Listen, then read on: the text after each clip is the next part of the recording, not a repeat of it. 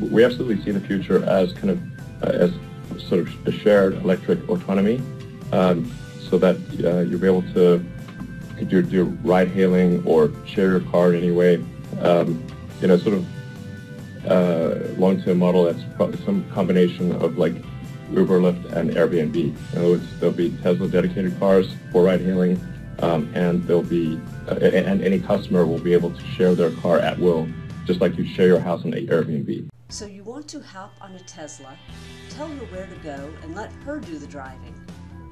But you need to save money or join the waiting list before you can make this happen.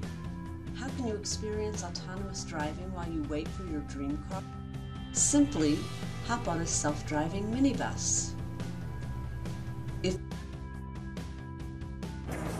At the last edition of the APTA, the American Public Transport Association convention, we rode on a self-driving minibus inside the exhibition area, and it felt quite natural to experience the vehicle stopping at red traffic lights, at each pedestrian crossing, and for obstacles of various nature along the itinerary.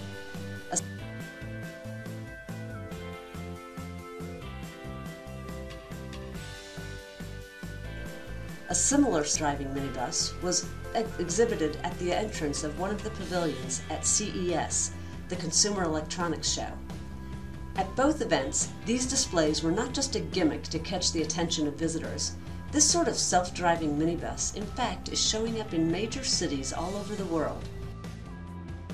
Most of these vehicles are restricted to limited areas for testing purposes only. Some cities, however, have already introduced them in limited routes. Crowded places with preset itineraries, long walks, and safety issues are the ideal locations for autonomous minibuses, such as campuses, theme parks, airports. Popular tourist attractions are already among the first locations to introduce self-driving minibuses. Not surprisingly, the first location in the United States to have a self-driving bus is Las Vegas, which started the service in November 2017.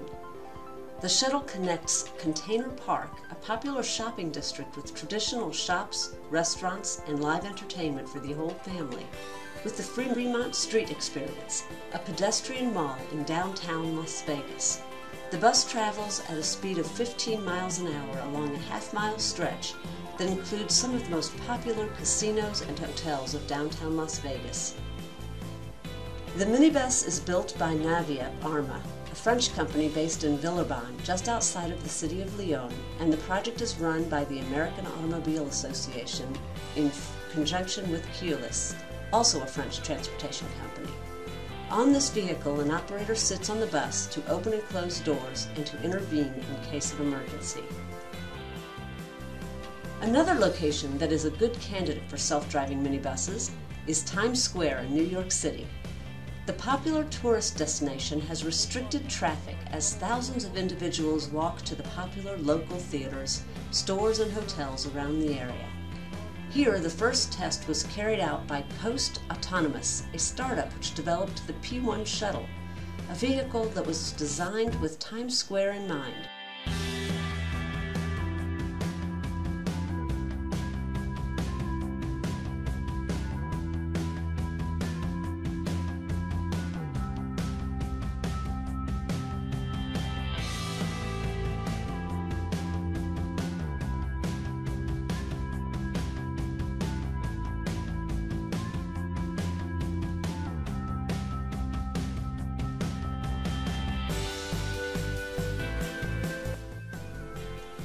Similar experiences are also taking place in many cities in Europe.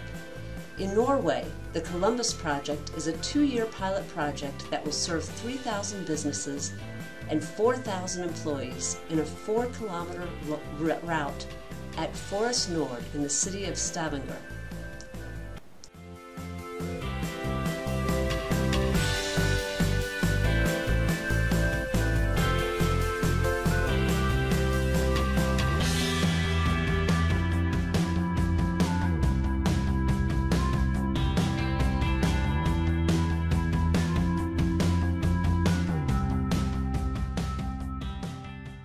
The most innovative concept, however, is being tested in Berlin by the Deutsche Bahn and the Berliner Verkehrsbetrieb, the German railway company, and the Berlin bus service, respectively. The two public services are working together on a pilot project where a self-driving minibus does not drive to a fixed timetable or on a fixed route and can be booked on demand by an app.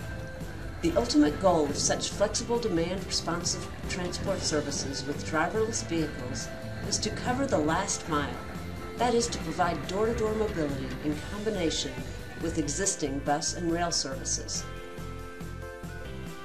To see the applications and the impact of minibuses on a large scale, however, one has to look not to Europe or the USA, but to China.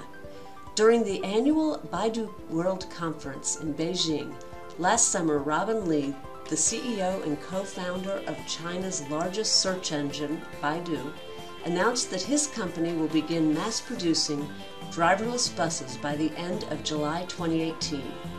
The involvement of the giant internet company is relevant as Baidu has also developed its autonomous driving software sharing platform called Apollo to speed up the development of self-driving vehicles. In China, too, the 14-seater self-driving minibuses will initially be introduced in tourist areas, parks, industrial campuses, airports, and other limited access locations. If this future, owning a Tesla or other self-driving car will be nice, but this might not be the only option in a city.